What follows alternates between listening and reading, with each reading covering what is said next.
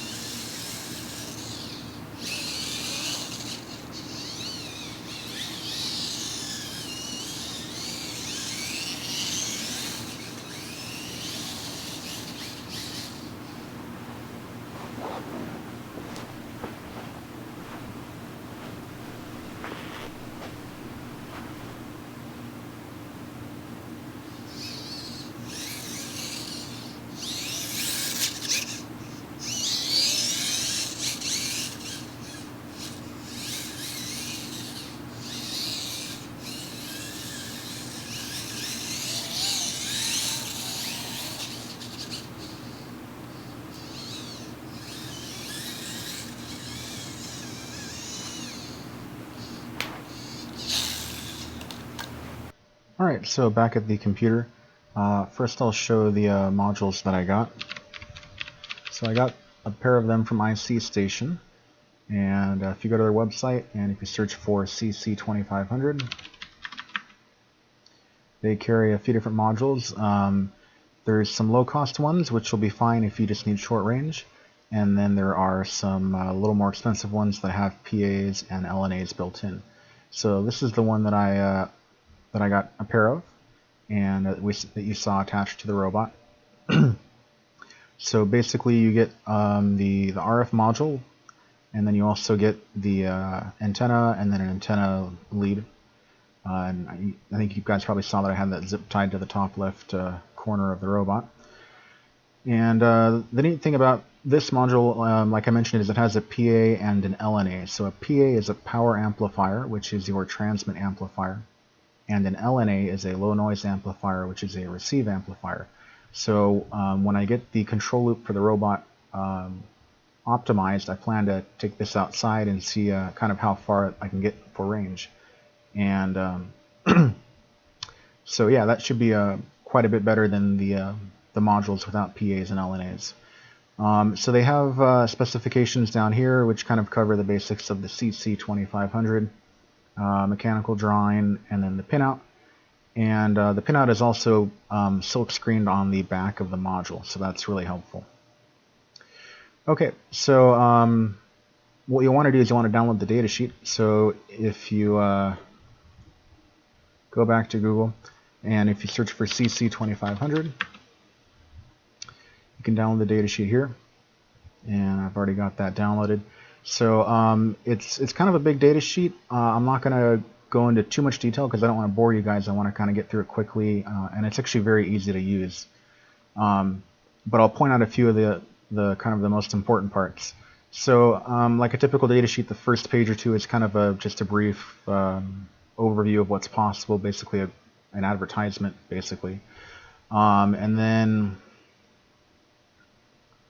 you scroll down, there's a few really important pages.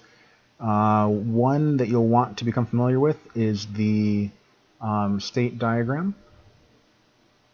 And let's see if I can find that.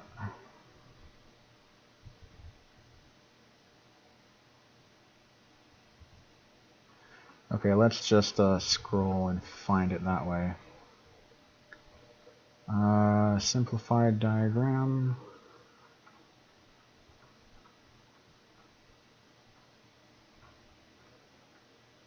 Alright, there we go. So on page 39, we have the complete radio control state diagram.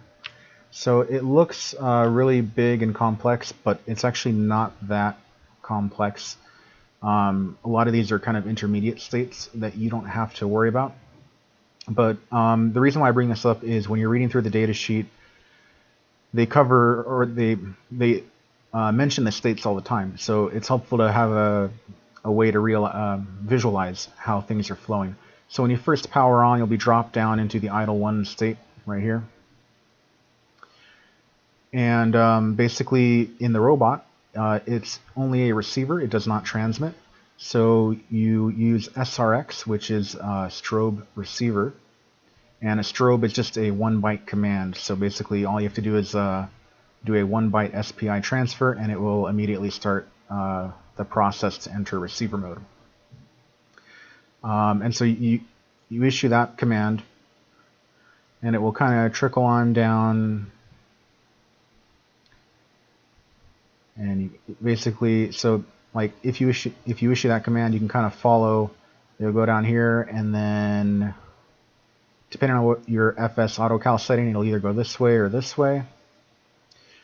And then it'll get here to settling, and then you kind of look here, and you're like, okay, so there's SRX. So you follow this way, and then you finally get into receiver mode. So from here, basically, you can have a bunch of other events. You can have a receiver FIFO overflow. You can switch to transmit mode if you want, stuff like that. So basically, this is a really important page. You'll probably want to print that out and reference it, especially if you're going to modify any of the code. But it's really not that difficult. It just, there's a lot of states, so don't let it scare you. Anyway, perhaps the second most important part of the datasheet is where they cover the status byte, which you will be getting as the first byte that you receive with every SPI transfer. So starting on page 22 and then actually on page 23, they cover it, and basically it's going to be an overview of the state of the chip.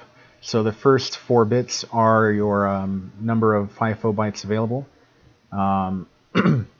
If you're in the receiver mode, it'll be the receiver FIFO. If you're in transmit mode, it'll be the transmit FIFO. And then bits 6, 4, 5, and 6 are your state. And so at power up, it'll be idle. And then if you do receiver mode, it'll be receiver, and so on and so on. And then finally, bit 7, you don't usually have to worry too much about because it should always be high. Yeah. So those are kind of the 2 most important parts of the datasheet. What I would recommend you do is read the first couple pages to get an overview of what's possible. And then what you could do is you can kind of skim through the datasheet and just kind of see what's interesting to you. If you're new to RF, there's going to be a lot of terminology that you're probably not familiar with. And don't worry, that's okay. You don't need to be an expert. You can kind of gloss over a lot of it. And also, when you get to the registers where you're setting the RF parameters, there's a lot of equations that, let me see if I can find them. Like you'll see a whole bunch of equations like this, where it's going to look like you've got to do a whole bunch of math and figure it out by yourself. But what I'd actually recommend is TI has a program called the SmartRF Studio.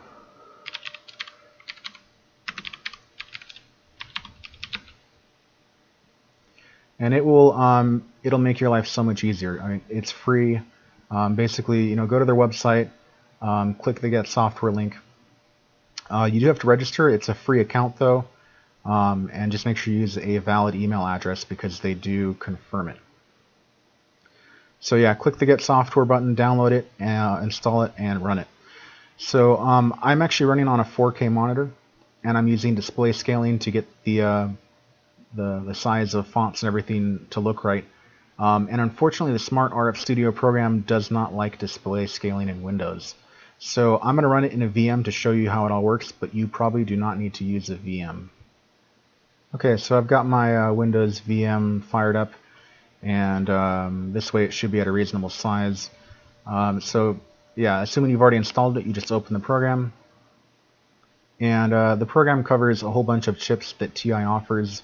You want to go to the 2.4 gigahertz tab, and then go to the CC2500 and double click on that. Okay, so basically there's a couple tabs up here, easy mode and expert mode. You'll want to click on expert mode. And then there's a couple tabs down here in the middle. and you'll either want to pick packet transmit or packet receive. And basically, up here in expert mode, they have several templates that are a collection of settings that have been optimized for different applications. So you can kind of see some of them are optimized for sensitivity, which would be longer range, or optimized for current consumption, which would be better for things running off of small batteries. And so you can kind of pick whichever one is most important. So basically, there's sensitivity, power consumption, and then data rate are going to be the kind of the three factors you need to think about most. For something like a little balancing robot, where all you're sending is like steering, throttle, and maybe a few other inputs as well, you don't need a whole lot of bandwidth, a whole lot of a fast data rate. But to make your life easy, you could just pick 500. That way, if you ever need more, you're not having to reconfigure everything. And so yeah, you pick one of these templates, and then you can tweak it in the RF parameters region. You can set the base frequency, which would be the frequency for channel number 0. Your crystal frequency, which would be 26 megahertz for the module that I'm using. Modulation format, you can pick a channel number, and so on and so forth. So there's a whole bunch of settings here. If you don't know what they mean, you can kind of leave them at the default values. And then if you go down here to packet transmit and packet receive, there is an advanced checkbox down at the bottom. And then you can also set a few more things here, like your sync word settings, preamble count,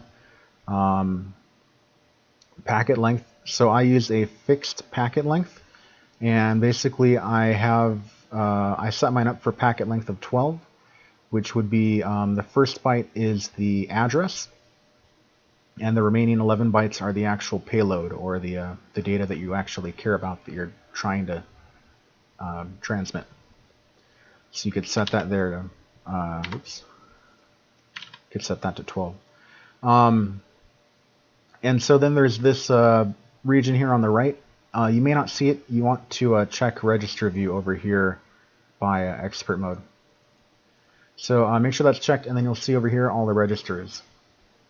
So there's a whole bunch of them. Kind of a couple things to keep in mind. The ones that are the text is colored in black, those are registers that have not been modified since reset. So they contain the power on reset values. The green registers are the ones that have been changed and that you will need to write to when you initialize the CC2500. And then if you want to, for example, you can double click on any one of these. So you could double click on it, and it will kind of show information from the datasheet, what the bits mean, possible settings. For example, maybe a little more detail. Let's see, modem configuration. Okay, so that's more math, but there's a few registers in here you're going to want to tweak, or you don't have to, but I ended up tweaking a little bit just to get them performance a little bit better. But yeah, so they cover basically the bit, all the various bits in the register and what they mean. It's also in the data sheet, and then they show you the values as hex. You can export the registers, but I didn't find that terribly helpful. I just kind of wrote down all of their values for the green registers and wrote that into my code, which I'll show you in just a minute. So the rest of the software I didn't really find as helpful. Basically, TI offers development boards that have these transmitter modules built in, and so this program can actually send and receive packets, but that wouldn't apply to the module that I'm using. So you wouldn't actually, use these buttons or be able to graph RSSI or anything like that. But yeah, so basically just keep the expert mode is where you want to do most of your stuff. You set your basic settings over here, a few more settings under advanced, and then all of the green registers are the ones you need to write down and write to when you power up the CC2500. So that's about it. That's all you need to do with the SmartRF Studio. And I'm going to show you my code, so if you want to, you can just reuse the code that I wrote, and you don't even really have to use this program if you don't want to.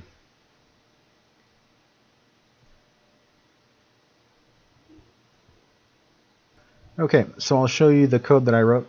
This is the code that I've been working on for the balancing robot that I've been developing in the last 4 or 5 videos. And I'll kind of highlight the stuff that has changed. So this is the part where the CC2500 module is configured in main. So I call a setup function, which I'll show you in just a minute, and I tell it the pin numbers for clock and MISO and MOSI and chip select and the GDO0 interrupt pin, and then I tell it the packet size, and I wrote that function so that way you could tell it how many packets you want to transmit, and then of course it will add 1 to that, which would be your address byte, which is byte 0. So in reality we have 11 byte payload, but it'll be a 12 byte packet because the first byte is the address. And then I give it a function pointer, and it's basically an event handler. So after it receives a packet, if the CRC test passed, it will then call my event handler, and we can process that packet. So after setting up the CC2500, all you have to do is enter receiver mode, and it will listen for packets. And if it gets them, it will call the event handler, which is defined up here. Before I get to the event handler, I'll go ahead and show you the setup function. So this is the function that I wrote that will initialize the CC2500 at power up, and I've got most of it pretty well commented, but basically the first part will be specific to your microcontroller. You're configuring SPI, getting all the pins configured the way they need to be. And then basically the first thing you do is you send a reset strobe. And once again, a strobe is just a 1 byte command that you send to the CC2500. It's a command without parameters. Yeah.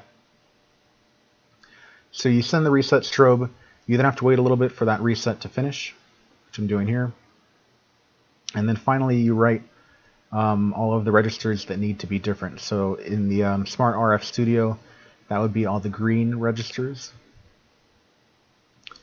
And yeah, so I've got comments next to some of the more important ones. One thing that you don't really set in SmartRF Studio that you would want to set in real life would be like the value for the sync word, the address that you want to use if you're using address mode. So the address is basically, obviously you can have more than one transmitter, more than one receiver powered on at the same time, and you can use addresses so that way it can filter out what packets to receive. So with my balancing robot, both the transmitter and the receiver, of course, need to have the same address, and I picked hexadecimal 69.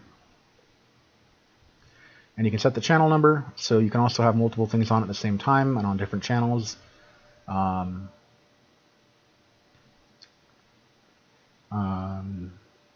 have the power output set up for +1 dBm, which is the maximum that the CC2500 maximum that the CC2500 can output. Although the modules we're using have built-in PA, so it can actually output a lot more than 1 dBm. And then finally, I register a external interrupt on the GDO0 pin. So there are 2 interrupt pins, GDO0 and GDO2. And GDO0 has been, I configured it up here to give us a falling edge at the a falling edge whenever it receives a packet. So basically, when it receives a packet, it'll be a falling edge, and then the CC2500 will check the CRC, and if it's corrupt, it will flush the receiver FIFO, and if it isn't corrupt, it will call the event handler, it will always call the receiver event handler, and in that we check if the receiver FIFO has been flushed. So that's basically it for the setup function. And yeah, so when GDO0 goes low, it will call the receiver handler, which is defined up here.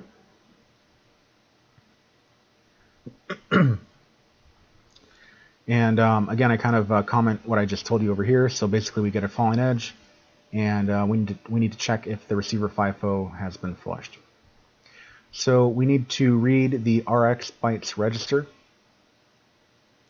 and bit 7 on that will be true if there has been a receiver FIFO overflow. If there has, we go ahead and flush the FIFO, and we re-enter receiver mode. If there's not a receiver FIFO overflow, you can just receive the bytes. So you read the FIFO register, and it will output the next byte in the FIFO every time you read it. And then you just, at the end of that, you re-enter receiver mode, and then I have it call the packet handler that you registered earlier. So it will call whatever you put here, which in my case is right here. So when the robot receives a packet, if the CRC passed, it will receive the packet, and it will call this function up here, and it will tell me how many bytes there are, which should always be 11 because I defined the packet size over here, well, the payload of the packet to be 11. It's actually a 12-byte packet. And then we have an array of bytes, which should be 11 bytes. And then basically you need to extract the numbers from those bytes, and it just depends on however you sent the numbers. So I configured my transmitter to read the ADC to sample the potentiometers on the transmitter, and then I had it send those as signed integers. Since the gimbal can, it'll be centered and you can have positive and negative values. And I had, least significant byte first. So byte 0 was the LSB, byte 1 was the MSB, and then so on and so on. But again, that all depends on however you package up data in your transmitter. So your code may need to be different. And then for this robot, to make my life easier, I just convert those numbers into floating point numbers, and then I write them into some global variables. So these globals are all defined up here. And that's really all there is to the CC2500. It's very easy to use.